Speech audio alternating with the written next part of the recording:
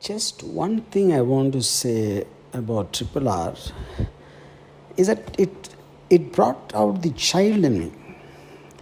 See, child in me, I don't mean by that as in children's film, because a children child is different in the context of what I'm talking about.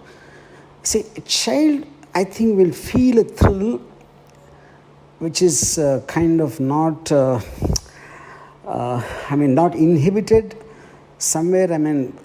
When you're intelligent, when you think you're sensible, when you want rationality, you almost feel adult. You will lose something in your life, you lose something to enjoy purely for what it's intended to be, what it is. So, I'm actually, honestly, Rajamouli, I'm running out of my words. This is the first time probably this is doing to me, something like this happened. I can talk about anything and I can talk with so much of clarity and all that. First time actually I'm running out of words. So I find it far superior to even Bahubali and Bahubali 2, because see, Bahubali 2 for me still is like, in the range of the Helen of Troy in very early times and Gladiator and a version of that. Fine, fair enough, superb. But Triple R, I think, is something which is, there is no benchmark.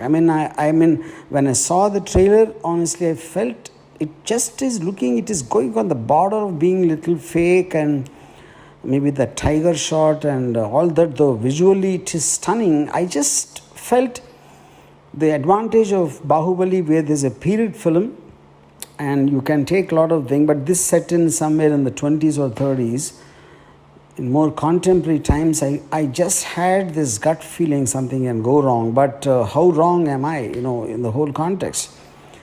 I really didn't matter to me whether this is set in in certain freedom struggle of whatever those characters are. And just in one line, I want to say, so okay, now the context, I felt there's a fairy tale element involved. There is something like the little girl being kidnapped, which is not the thing for me. But the sweep of the narrative, see, the visual, of course, is mind-blowingly fantastic, nothing unlike anything I've seen before. But even the narrative sweep, I think, is unique in the context. You're a person you just love. You love a frame, you love a visual, you love an emotion attached to it.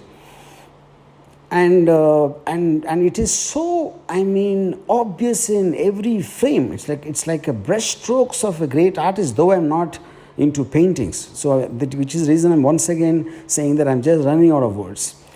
Now, for me, the actors, somewhere in the reports I heard that Charan's character is better or something. I think it's nonsense. I think I can't pick out, because every time anyone is there, it's working as well. I wouldn't say one is better than the other. One is as good as the other in the context of whatever the film is talking about, the character's requirement or whatever you call. And the action sequences, I don't even know how to talk about it. Each and everything. I really don't believe there's a parallel. I am not a big superhero fan of a superhero franchise, the Marvel comics and all that. When I heard about the Ram Charan and Tarak fight, I thought somewhere it will be in the zone of the Batman-Superman fight. It should be somewhere around that. But I felt it caught such a right balance between being real and unreal. There is a human being and there is a Superman kind of a strength or a ability, you call. So the emotions on Tarak's and Ram Charan's face is so human, and what they do is superhuman, and that mix is something I don't believe I've ever seen so far. That is something else. And I think it is audacious to even imagine that animals coming and fighting, letting them out. And that is something pulled off. It was something like I felt myself kind of, just sitting an inch above it in the tension or joy or what. I am actually not able to explain what emotion I felt while watching Triple R. And and so I mean I can go on and on and on and on. I don't know where to stop, but it is an experience of a lifetime, I would call it. And I would find it far superior to any of the Marvel films, because it is creating its own exoticness, it's creating its own ambience, creating its own atmosphere, which is something I actually felt like I don't remember in the last 30, 40 years me enjoying like a child. It just I became a child when I was watching. And like a very beginning of this voice note, I already said, child and children are different. They're two different points. And lastly, I just want to tell you this, Rajamouli, you are a wealth not of Telugu industry, not of Indian industry. You are a wealth of the audience.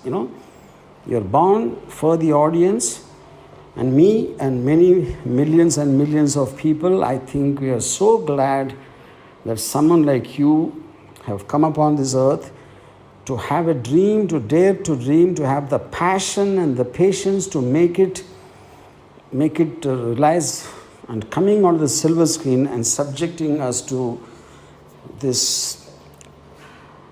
Again, I'm out of my words. This is a treat of a lifetime. I just love you for this.